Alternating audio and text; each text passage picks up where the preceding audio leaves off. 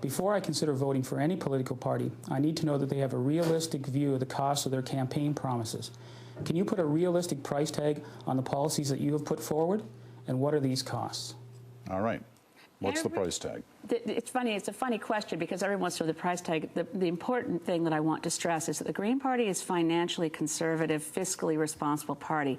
So everything that we are going to spend, he wants to know what the bottom line figure is. $32 billion of spending in programs, but they're all offset by tax shifting, cutting. From Toronto. My question for you is, given the fact that a coalition on the right of Canada's political spectrum has yielded success, would you favor a united left and a possible coalition between your Greens, the Liberals, and the NDP? All right. I know you put some distance between the assumption that you're left, but you know the way people look at this. I know. And in terms of the numbers. Would you favor some form of coalition of parties left of center against the one party that's right of center? I don't think it's a left or right issue, frankly. I think it's a question of right and wrong. So those parties that understand coalitions make sense. The Green Party operates in 94 countries around the world, and we've been in a number of successful coalition governments, whether in Germany, currently in Ireland, Sweden, Norway. It's a very green way of doing things, so of course. But they're not talking about a coalition government. They're talking about all the parties getting together under one banner.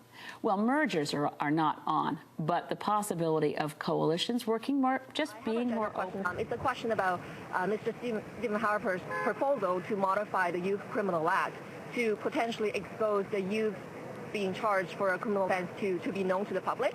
I'm just wondering whether you support this proposal, what your stands are, what your stances are on this issue. Thank you. All right.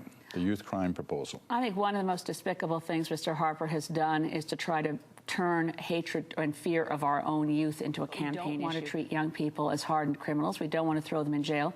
And in the time I've been Green Party leader... How do you feel about citizens voting for your party as a way to protest the current government?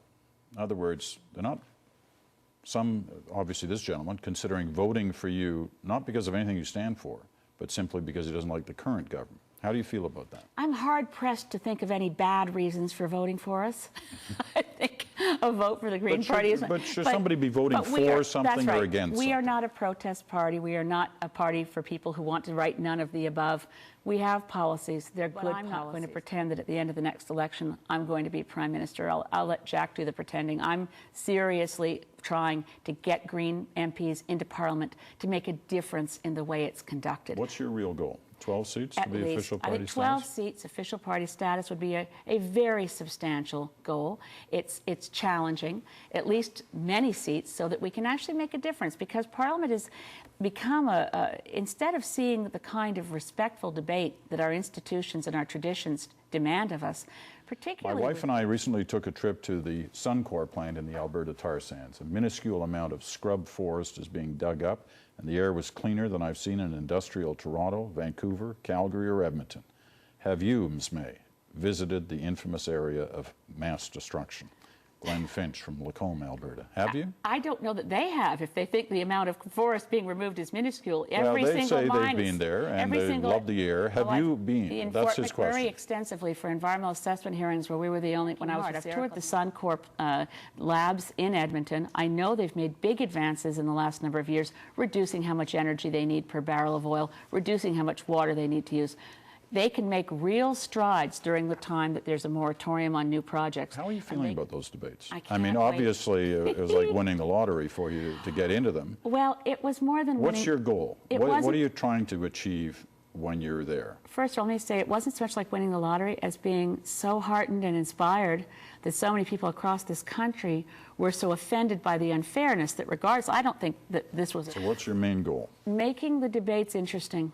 Keeping Canadians watching Canadian TV. Remember the first Green Party advocates the legalization of marijuana, yet it is a well-known fact that marijuana is often the gateway drug to even more destructive drugs. How can the Green Party claim to stand up for the environment on the one hand and on the other advocate a policy that promotes the destruction of a person's health? Number one, it's not a gateway drug. There's recent studies out of Harvard that show that it's not. We're not promoting marijuana use. I've got to say, as a mother and a grandmother, I am not keen on anyone using marijuana. But neither am I keen on my children or grandchildren experimenting with tobacco or alcohol abuse. The simple fact, and going back to earlier you talked about hoping to at least gain official party status, so 12 seats or more perhaps. Who do you want to win? Because obviously you're not going to win. Well, I'll win my seat. No, So but I mean in the big picture. I want us to have the kind of House of Commons where, as we spoke about earlier, there would be the possibility of collaborative effort, of goodwill, of meeting the needs of Canadians, of getting back to that old idea. So does that mean it doesn't matter to you which party ends up on top? No, of course it does. I think children and So our Mr. grandchildren. Dion or Mr. Layton? I think Mr. Dion is a person that I think I could work with very, very well, and I certainly would be willing to work with Mr. Layton. But I think, given the likelihood of which of them is more likely to form government, I think it would be Mr. Dion, and I respect him enormously, as you know. And that would be, I think, a good outcome. Enough Greens, but you need Greens in the House of Commons, and I certainly wouldn't want a Liberal majority. I don't trust that. I think a minority government with Greens in the House of Commons, with parties we can work with, would make a real difference for this country. But it sounds to me like you just came out for Mr. Dion. Well, I've said before he's my second choice. It wouldn't be news to... I know, but you've also said here tonight that you're not going to win government.